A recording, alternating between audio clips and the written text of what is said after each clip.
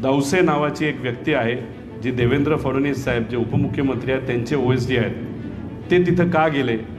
त्याच्यानंतर जपानवर जो खर्च झाला तिथं देवेंद्र फडणवीस साहेब गेले होते। ते मोठे नेते आहेत, सरकारचा त्यांच्यावर खर्च होत असेल तर काय हरकत नाही। या 2.5 दिवसाच्या ट्रिपवर खर्च किती झाला तर 1,88,00,000 खर्च झाला। जर बेसिक समरी आपण बघितली तर याच्यामध्ये काही खर्च त्यांनी दिलेला आहे की डावोसमध्ये 32 कोटी खर्च झाला, जर्मनीमध्ये 27 लाख झाला, दुबईला 25 लाख झाला, Mauritius, Taiwan, London, south Korea. या 2.5 दिवसाच्या ट्रिपवर खर्च किती झाला तर 1,88,00,000 खर्च झाला। खर्च झालेला आहे।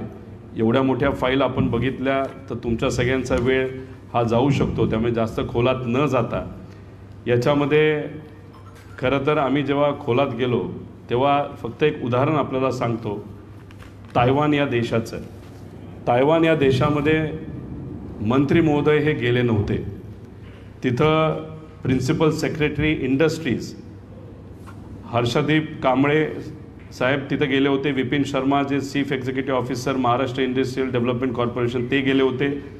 Ravindra Pawar general manager marketing ते तिथं गेले, चांगली गोष्ट आहे। त्याच्याचबरोबर हेमंत निकम OSD मंत्री म्हणजे मंत्री न जाता OSD हेमंत निकम गेले, तेही समजू शकतो। पण कौस्तुभ दौसे नावाची एक व्यक्ती आहे जी देवेंद्र फडणवीस साहेब जे उपमुख्यमंत्री आहेत त्यांचे OSD आहेत ते तिथं का गेले असा प्रश्न खरं तर MIDCला आम्हाला करायचा आहे।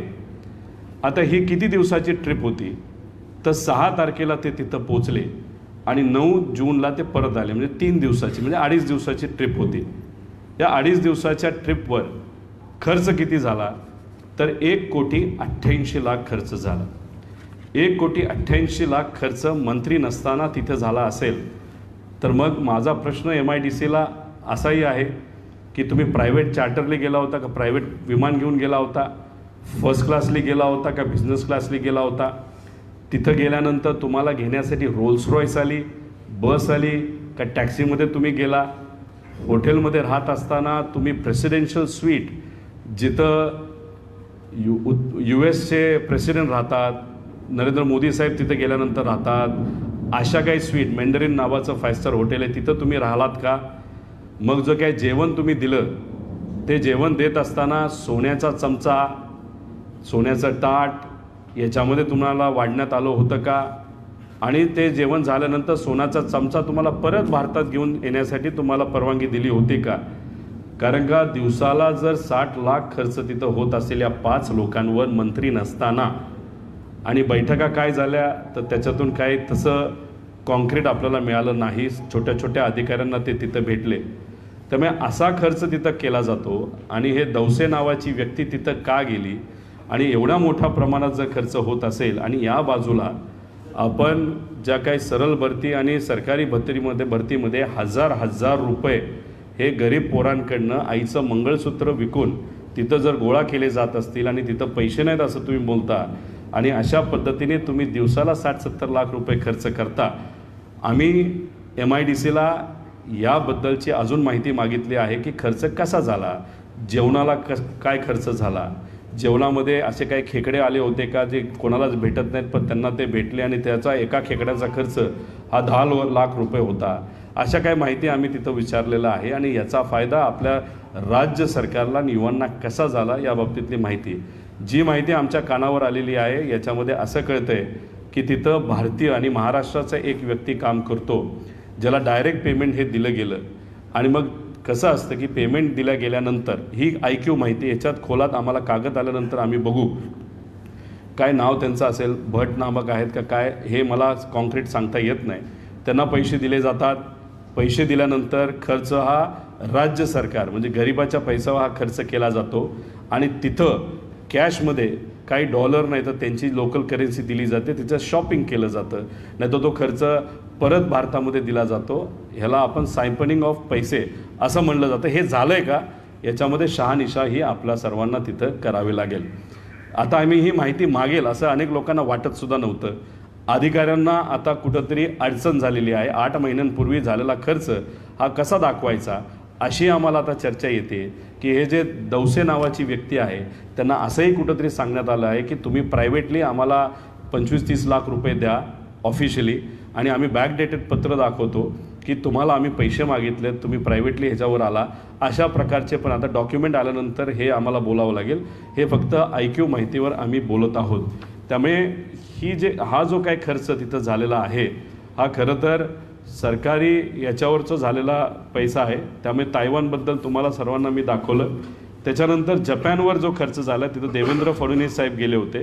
ते मोठे नेते आहेत, सरकारचा त्यांच्यावर खर्च होत असेल तर काय हरकत नाही, पण राज्यामध्ये एका मंत्र्यालय नाही पण एका पदाधिकारी भाजपच्या सांगितलं होतं जपान या देशाने त्यांचा जो डॉक्टरेटचा खर्च आहे तो केला, पण तसं इथं दिसत नाही. तो खर्च MIDCने केला आहे. आमचं दुमत नाही, खर्च करण्यात यावा, मोठे नेते आहेत, पण तो DCM या कार्यालयाला केला असता तर ते जास्त योग्य झालं असतं. तिथंसुद्धा खूप मोठ्या प्रमाणात खर्च हा झालेला आहे.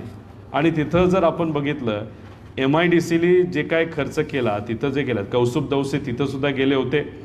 त्याच्याचबरोबर तुम्ही जर आपण बघितलं तर तिथे करार हे कुठलेही झाले नव्हते. आणि जो करार तिथं जपानला झाला होता त्याच्यामध्ये एक जपान इंटरनॅशनल कॉर्पोरेशन एजन्सी आहे, ते मुंबई फ्लड मिटिगेशन प्रोजेक्टसाठी इन्व्हेस्टमेंट करायला रेडी आहे असं काहीतरी तिथं चर्चा झाली. मित्सुबिशी इलेक्ट्रिक असेल, NTT IT कंपनी आहे, त्यांनी अप्रॉक्सिमेटली 1600 कोटी खर्च करू असं सांगितलं.